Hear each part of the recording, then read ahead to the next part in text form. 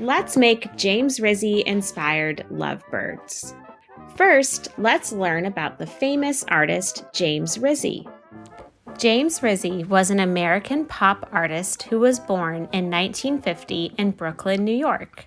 He spent the majority of his life in New York City, which inspired most of his artwork.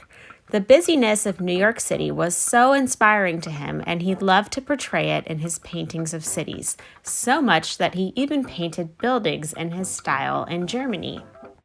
James Rizzi rose to fame with his brightly colored and vibrant paintings, 3D cityscapes, prints, and illustrations. We are going to focus on James Rizzi's paintings of birds, specifically his Lovebird series. James Rizzi wanted his lovebird paintings to communicate happiness, hope, and love to the world. He always included at least 2 birds in his paintings, surrounded by familiar shapes like hearts and happy faces, as well as symbols of nature like clouds, the sun, and flowers. Now that we've learned about the famous artist James Rizzi, let's go over the directions for our Lovebirds project. For your supplies, you will need a piece of paper, the Lovebirds drawing directions that you can find on Google Classroom, a pencil, an eraser, a black marker, and coloring materials of your choice.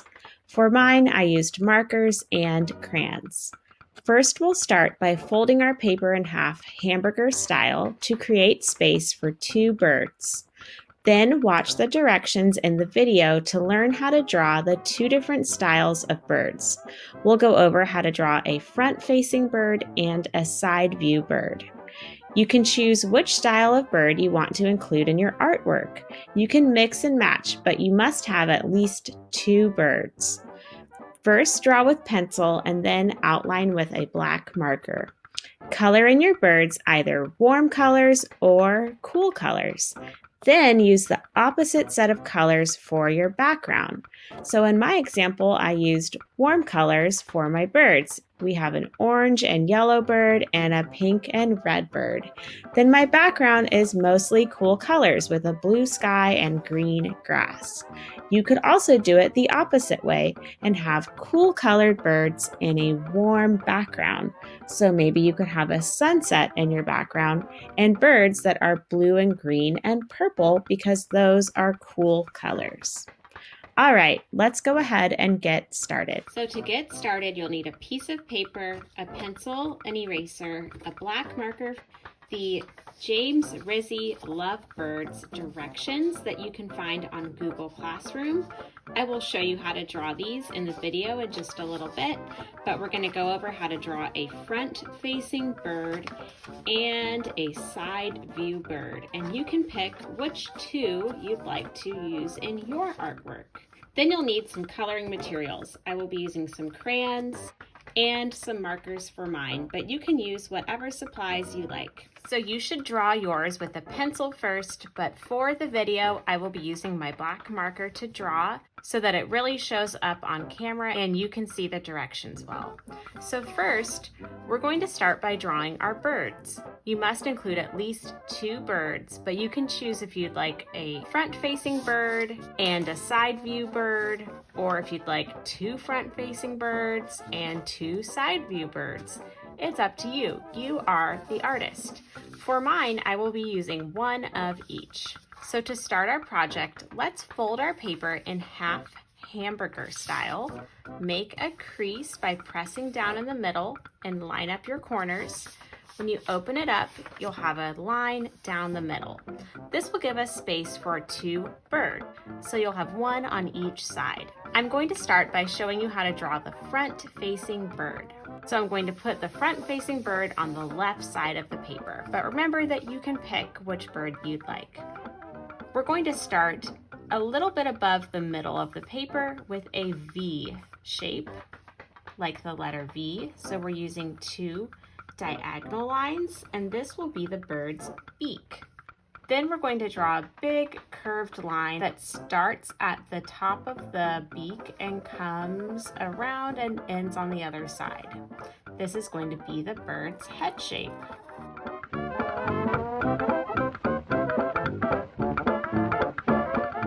After, let's draw the bird's face. We'll use 2 circles for the eyes, 1 and 2. Then we're going to draw a pupil in the middle. After, let's draw 2 little ovals or circles on the beak. This will be like the nostrils where the bird would breathe out of. And then we're going to draw some feathers on the top of the bird's head. Let's draw 1, 2, 3, 4 lines that go up and down. Then we'll connect those with a slightly curved line. Now we've drawn the bird's face, but we need to draw its body. We're going to draw a curved line that comes down and curves back up on the right side of the bird's face. So it goes like this. Then we're going to draw a bigger version of that is on the left side. I'm using my finger to practice before I draw. It's going to come down on the side of the bird's face and it's going to curve around. I'm going to stop right there because it's hard to make a big line all at once. Sometimes it's easier to draw your lines in parts. Next, we're going to connect this line to the end of the tail up here. So I'm going to start up here and curve down and stop. Awesome, now I have my bird's body. Let's add some finishing touches. We're going to use a bumpy curved line for a big feather shape on the bird's body. So these kind of look like the letter U, but they're connected together. And then the bird needs some legs. So I'm going to draw a line that comes out and down on each side, and then some diagonal lines for the webbed feet.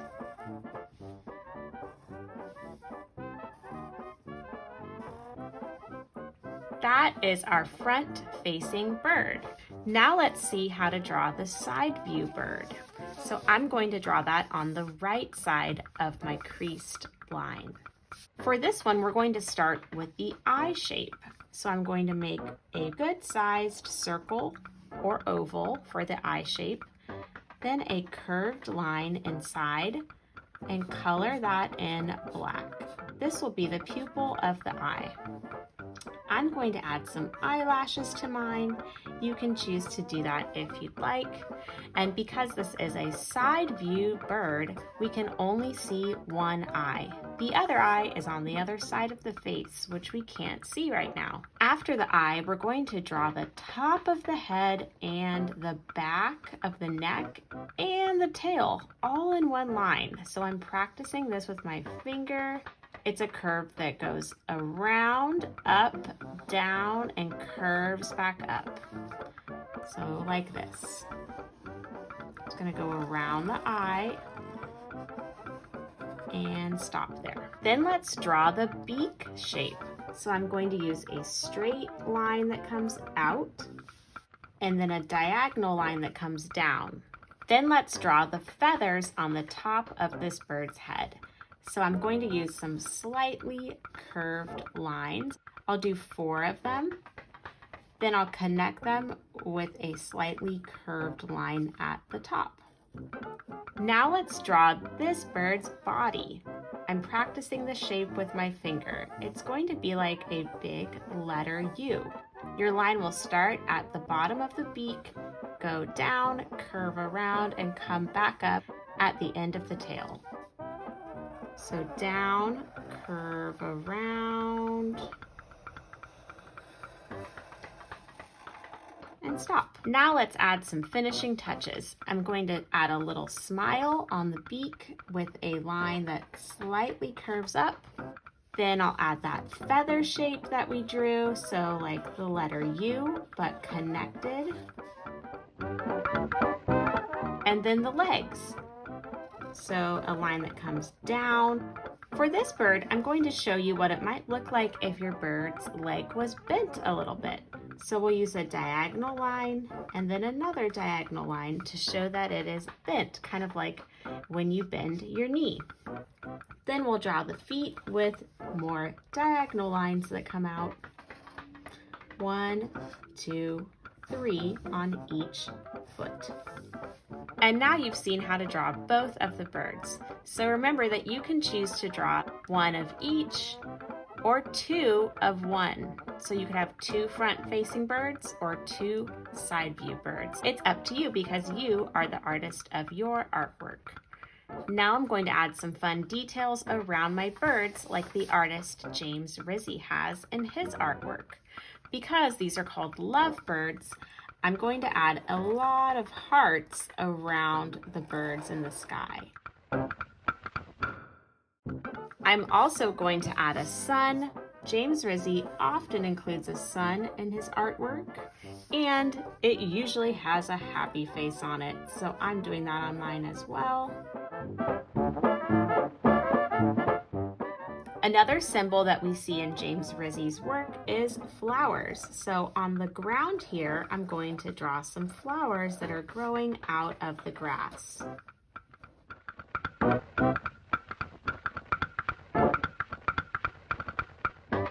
Let's also make sure to draw a horizon line showing that the birds are standing on the grass. So it doesn't look like they're floating in the air.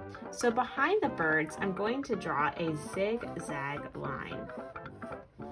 And this will look like the texture of grass.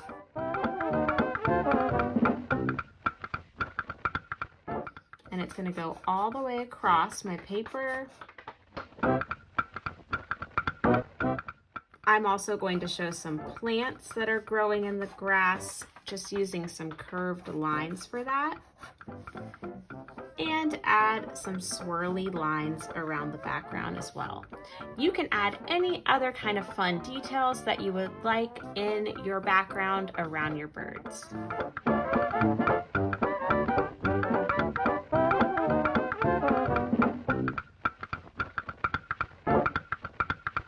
Once you're done drawing your birds with pencil, then make sure you outline with a black marker. If you plan on painting today, make sure you're using a permanent marker like a Sharpie. Once you've finished outlining, then you can go ahead and erase any extra pencil lines from your paper to make it look neater. Now we're ready to add color to our lovebirds. When you're adding color, try to use contrast with the color of your birds and the color of your background. I'm going to be using warm colors on my birds. Remember, warm colors are reds, oranges, yellows, and pinks. And I'm going to be using cool colors in my background. Cool colors are greens, blues, and purples. You can use any supply that you'd like for this. I will be using some markers on my birds and some crayons for the background. To color in my birds, I'm going to be using markers, and I'm going to do a special trick to turn my markers into a watercolor. You can do this if you'd like, it's totally optional, but this is what you will need if you'd like to do this. You'll need washable markers. Any kind of water-based markers will work for this. You'll need a paintbrush and a cup filled with water. Before you do this, you might want to color with your marker first, and then dip your paintbrush in water and paint over your marker, and you can see how the marker is turning into a watercolor. By testing it first, you can see if this trick works with your markers. I would test a couple different colors and see how well they turn into watercolor before you go ahead and do this on your project. So this pink doesn't blend out as much as the red. It may just take a couple minutes to blend. I have this other pink here. Let's try that. If I put water over it, this one's not blending very much, so I might not want to use this color. So I would just suggest testing this first before you do it if you'd like to try this on your lovebirds.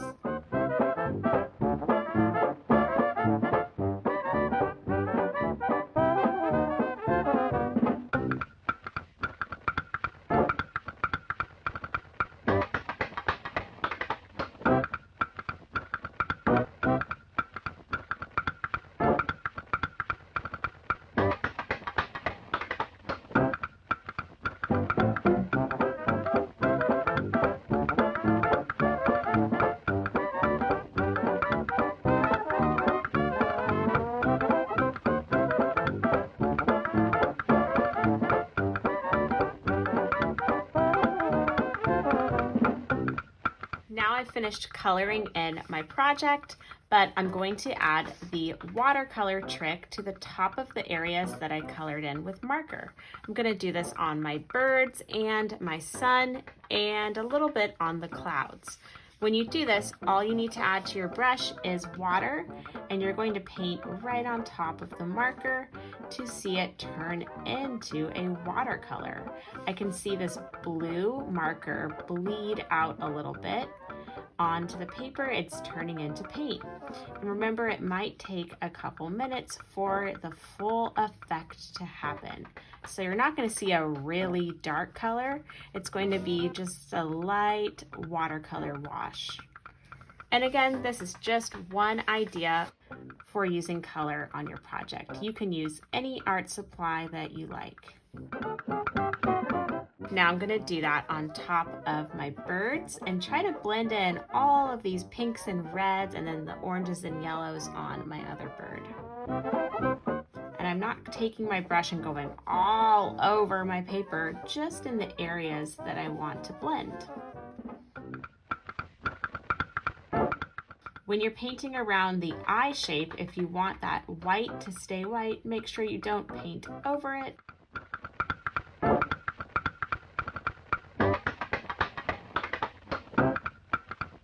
Alright artists, I am all done with my James Rizzi Lovebirds artwork.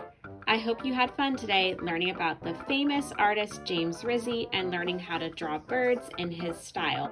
I can't wait to see what you create. Have fun, artist!